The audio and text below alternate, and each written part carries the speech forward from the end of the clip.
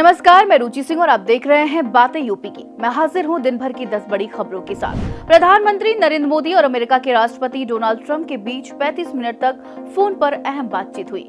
इस दौरान पीएम मोदी ने पाकिस्तान में आतंकी ठिकानों पर भारत की सैन्य कार्रवाई ऑपरेशन सिंदूर की जानकारी दी और साफ कहा कि भारत अब आतंकवाद को प्रॉक्सी वॉर नहीं, सीधी सैन्य कार्रवाई के रूप में देखेगा। विदेश सचिव विक्रम मिस्री ने बताया कि बातचीत में किसी व्यापारिक मुद्दे या तीसरे पक्ष की मध्यस्थता की चर्चा नहीं हुई। ट्रंप ने भारत के कदमों को समझते हुए आतंकवाद के खिलाफ भारत का समर्थन किया। पीएम मोदी ने ट्रंप को क्वाड समिट के लिए भारत आने का न्योता भी दिया और बताया कि ऑपरेशन सिंदूर अभी भी जारी है। देश में कोरोना संक्रमण के मामले में हल्की गिरावट देखी गई है। 18 जून 2025 तक देश में कुल 6,483 एक्टिव केस बचे हैं, जबकि सुबह तक ये संख्या 6,800 से अधिक थी। बीते 24 घंटे में 353 नए मामले सामने आए हैं और 4 मौतें दर्ज की गई हैं। केरल, गुजरात, कर्नाटक और दिल्ली जैसे राज्य संक्रमण के हॉटस्पॉट बने हुए हैं। सबसे ज्यादा एक्टिव केस केरल 1659 और गुजरात 1248 में है। राहत की बात यह है कि इस साल अब तक 15,945 मरीज ठीक हो चुके हैं। अरुणाचल, हिमाचल और मिजोरम जैसे राज्यों में फिलहाल कोई एक्टिव केस नहीं है। विशेषज्ञों का मानना है कि रिकवरी रेट अच्छा बना हुआ है और घबराने की जरूरत नहीं है। देश में सरकारी अस्पतालों में संचालित जन औषधि केंद्रों पर अब कई जरूरी दवाएं पहले से और सस्ती मिल रही हैं। बीपी, शुगर और मस्तिष्क से जुड़ी जेनरिक दवाओं के दामों में 10 से 15% तक गिरावट दर्ज की गई है। केंद्र प्रभारियों के मुताबिक नई खेप में दवाएं कम कीमत पर आई हैं, जिससे मरीजों को सीधा फायदा मिल रहा है। पहले ड्रग लाइसेंस की समस्या के चलते फरवरी में सभी केंद्र बंद हो गए थे, लेकिन मार्च में आखिरी हफ्ते में लाइसेंस मिलने के बाद फिर से संचालन शुरू हुआ। विशेषज्ञों का कहना है कि पेटेंट हटने के बाद कई दवाएं आधे से भी कम कीमत पर उपलब्ध हो जाती हैं। उत्तर प्रदेश में योगी सरकार ने जायद सीजन की मूंग और मूंगफली की सरकारी खरीद शुरू कर दी है। मूंग की खरीद सभी 75 जिलों में और मूंगफली की खरीद 15 जिलों में 2 सितंबर से 29 अगस्त तक होगी। मूंग की एमएसपी 8,682 और मूंगफली का 6,783 प्रति क्विंटल तय किया गया है। नेफेड और एनसीसीएफ मिलकर 85,000 मीट्रिक टन से ज्यादा खरीद का लक्ष्य लेकर चल रही है। किसानों को सिर्फ आधार, बैंक और जमीन के दस्तावेज देकर पंजीकरण कराना होगा। तौल के 72 घंटे के भीतर भुगतान सीधे किसानों के खाते में आ जाएगा। इस योजना से लाखों किसानों को सीधी आमदनी, लागत भरपाई और दाल तिलहन की खेती को बढ़ावा मिलेगा। सपा प्रमुख अखिलेश यादव ने ऐलान कर दिया है कि 2027 का यूपी विधानसभा चुनाव समाजवादी पार्टी इंडिया गठबंधन के साथ मिलकर लड़ेगी। लखनऊ में आयोजित प्रेस वार्ता में उन्होंने स्पष्ट किया। इससे पहले कांग्रेस भी गठबंधन में मिलकर चुनाव लड़ने की बात कह चुकी है। अखिलेश यादव ने योगी सरकार पर हमला बोलते हुए स्वास्थ्य सेवाओं की खराब हालत को लेकर कहा कि दवा के नाम पर कोयले का घोल दिया जा रहा है। उन्होंने बुनकरों की हालत पर चिंता जताते हुए सरकार पर उपेक्षा का आरोप लगाया।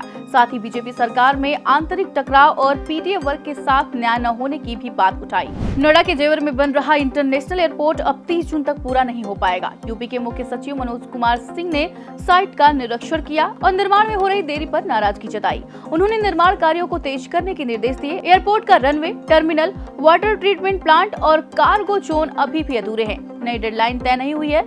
यह प्रोजेक्ट राज्य सरकार की प्राथमिकताओं में शामिल है। निरीक्षण में यमुना प्राधिकरण, टाटा प्रोजेक्ट्स और एयरपोर्ट अथॉरिटी के अधिकारी मौजूद रहे। मुख्य सचिव ने निर्माण गुणवत्ता बनाए रखने और ड्रेन निर्माण कार्यों को भी समय से पूरा करने के निर्देश दिए। अब यूपी के 10 जिलों के मरीजों को लखनऊ के Kalyan Singh super speciality cancer संस्थान के टेलीमेडिसिन के जरिए परामर्श मिल सकेगा। मरीज वीडियो कॉल के जरिए डॉक्टर से जुड़कर जांच और फॉलोअप ले सकेंगे। अयोध्या, बाराबंकी, रायबरेली, सुल्तानपुर जैसे जिलों को पहले चरण में जोड़ा गया है। संस्थान के निदेशक प्रो MLB भट्ट ने बताया कि इसमें गंभीर मरीजों की समय पर स्क्रीनिंग और जरूरतमंदों को इलाज के लिए लखनऊ बुलाना संभव होगा। फॉलोअप मरीजों को बार बार अस्पताल नहीं आना पड़ेगा। साथ ही 96 नए डॉक्टरों की नियुक्ति भी जल्द होगी, जिससे संस्थान अपनी 1200 बेड की क्षमता का पूरा उपयोग कर सकेगा। गवर्नमेंट ई मार्केट प्लस पर उत्तर प्रदेश ने रिकॉर्ड तोड़ प्रदर्शन करते हुए देश का अग्रणी राज्य बनने का गौरव हासिल किया। केंद्रीय मंत्री पीयूष गोयल ने सीएम योगी आदित्यनाथ को पत्र लिखकर डिजिटल, पारदर्शी और दक्ष प्रशासन की सराहना की।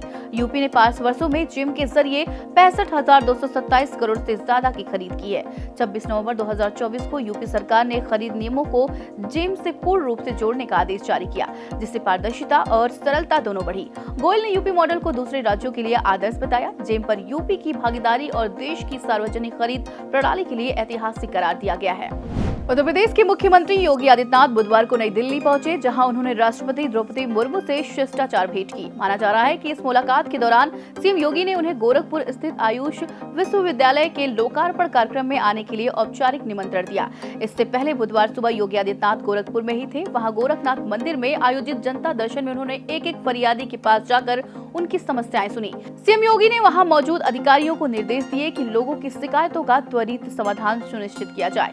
योगी का यह दौरा जनसेवा और शासन प्रशासन के समन्वय का स्पष्ट उदाहरण माना जा रहा है। उत्तर प्रदेश में मानसून की एंट्री आज रात से पूर्वी जिलों से शुरू हो सकती है। मौसम विभाग के अनुसार 19 और 20 जून को प्रदेश के कई हिस्सों में मध्यम से भारी बारिश की संभावना जताई गई है।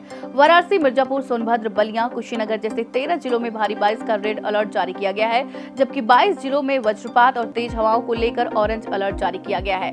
बांदा, चित्रकूट, प्रयागराज सहित कुछ इलाकों में तेज झोंकेदार हवाएं चल सकती हैं। बंगाल की खाड़ी और अरब सागर से बना लो प्रेशर सिस्टम अगले 4 से 5 दिनों तक मानसूनी बारिश का असर बढ़ा सकता है। लंबी गर्मी से राहत मिलने की उम्मीद है। तो ये थी दिन भर की 10 बड़ी खबरें। ऐसी ही खबरों के लिए आप देखते रहिए और करते रहिए बातें यूपी की।